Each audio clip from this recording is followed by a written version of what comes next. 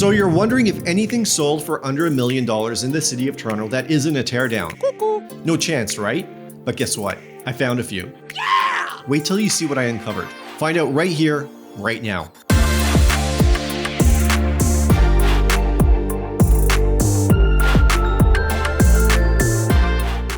If this is your first time on the channel and you want to know all there is to know about living in this great city of Toronto, then subscribe and tap that bell so you can be the first to know about everything Toronto. Let's take a look at what you can get for less than $1 million in the city of Toronto, including its boroughs, Etobicoke, Scarborough, and all the Yorks, Northeast, all of them. And just to clarify, I'll be looking at move-in ready properties, not teardowns or uninhabitable properties, or homes that are selling on plan or fractional ownership. These are decent living spaces you can move into once you get the keys. We'll be looking at condos, townhomes, semi-detached, and detached homes that sold in the month of July. But when it came to detached homes, well, that was a bit of a challenge.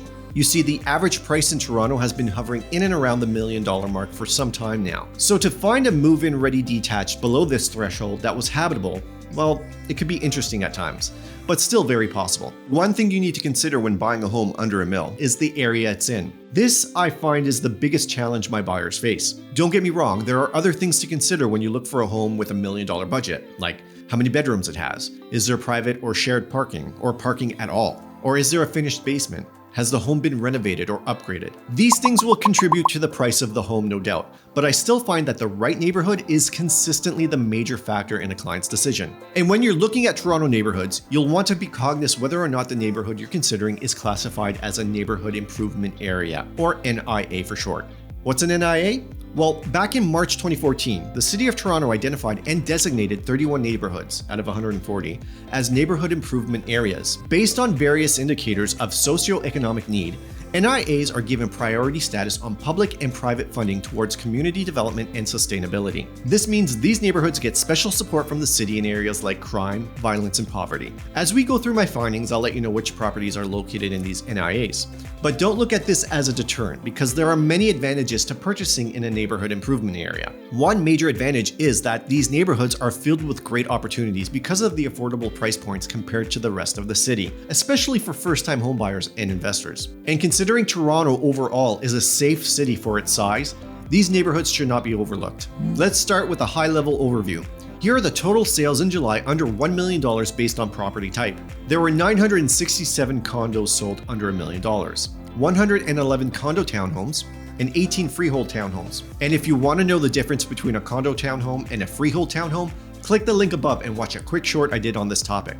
And there were 52 semi-detached homes sold and 79 detached homes sold under $1 million in the month of July. First, we'll look at a condo that sold for under $1 million. Now, for privacy reasons, I won't be sharing the addresses for any of these properties, but we will get into other details. This condo was located in the Central District of Toronto, known as University, near Bloor and Spadina. It was listed for $999,000, and it was sold for exactly that, $999,000. It was a comfortable 871 square feet, and if you do the math, that's close to $1,150 per square foot. It had 2 bedrooms and 2 baths, and the fees were $771.19 per month. It had 1 underground parking spot and was on the market for 11 days. Next, we'll look at a condo townhome. This townhome is also located in a central district of Toronto, known as Trinity Bellwoods, close to Ossington and Dundas Street West. It was listed over $1 million at $1,049,000, and it was sold for $990,000. Now, we don't have an exact square footage, but it was between 900 and 999 square feet. So in order to figure out price per square foot, I usually just use the mid-range, which would be 950 square feet in this case. Hey, I know it's not exact science, but at least it'll give us a roundabout idea. So with that, we get approximately $1,050 per square foot. It was a 2-bedroom, 2-bath unit, and the fees were $738.09 per month. It had 1 underground parking spot, and it was on the market for 28 days. As you can see in the photos, the interior is somewhat decent, plus it's staged beautifully. Now let's look at a freehold townhome.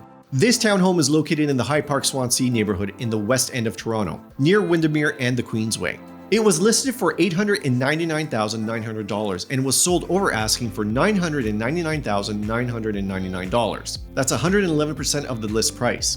Again, we don't have an exact square footage, but it was between 1,100 and 1,500 square feet. In this scenario, I'll use 1,300 square feet to get approximately $769 per square foot. It was a 3-bedroom and 2-bathroom townhome, and obviously there were no fees. It had 2 private parking spaces, and it was on the market for 7 days. Moving on to a semi-detached home. This home is located in the Downsview neighborhood of Toronto near Shepherd and Keele. This neighborhood is in fact an NIA. It was listed at $999,990 and was sold just shy of asking at $994,000. Again, we don't have an exact square footage, but it was between 1,500 and 2,000 square feet. So we'll use $1,750 in our calculations, which gives us approximately $570 per square foot. Again, it's not an exact science, more of an estimate. It was a 3+3 bedroom and 2 bath. And in case you're wondering what 3+3 means, basically 3 bedrooms above ground and 3 bedrooms below. Essentially, the number following the plus sign means below ground. This makes sense because it had a basement apartment with a separate entrance. It had 4 parking spaces, which included a built-in garage that fit 1 car. Now let's get to the detached home. This home is located in a Scarborough neighborhood known as West Hill, which is also declared NIA. It was listed for $888,888, and it was sold for $999,999, 113% of asking price. Once again, we don't have an exact square footage, but it was a bungalow between 700 and 1,100 square feet. Based on my calculations, it's estimated in and around $1,111 per square foot. It was a 3+3 bedroom and 2 bath. And like the semi we just looked at, this had a finished basement with a separate entrance, which can be used as a basement apartment. It had 4 parking spaces, including a detached garage to fit 1 car. Yes, this home lacks curb appeal, and yes, it may not be in a highly desirable neighborhood, but given the price point, it's not a bad deal when compared to similar sized homes in the core. The interior, although dated, is still in good condition and habitable. In my opinion, it's perfect for a first-time home buyer or a young couple starting out, because with the separate entrance to the basement, they would have the option to rent out the basement for supplementary income. Or if you're an investor, the cap rate would be very appealing because of the lower price point, and you'd be able to rent out both the basement and the main floor and earn a solid rental income. Like I said earlier, there are great opportunities in these NIAs. By the way, if you want to learn what a cap rate is, watch the YouTube short I linked above. So there you have it. I hope you found this information useful or at least interesting. And if you'd like a list of properties for sale under $1 million in Toronto or anywhere in the GTA, comment below or click the link that I've pinned in the comments. And if you're thinking of living or leaving Toronto, reach out to us anytime. Every day we get calls from people just like you planning their Toronto move. Whether you're moving in 3 days or in 3 months, we got you covered. Our team is dedicated to providing tailored solutions that match your needs and timeline to help make your move smooth and stress-free. Thanks for watching, subscribing, and liking this video. And don't forget to tap that bell. And remember, whether you're planning your move in 3 days or in 3 months, feel free to give us a call, send us a text, or drop us an email. Thanks again, and we'll see you next time.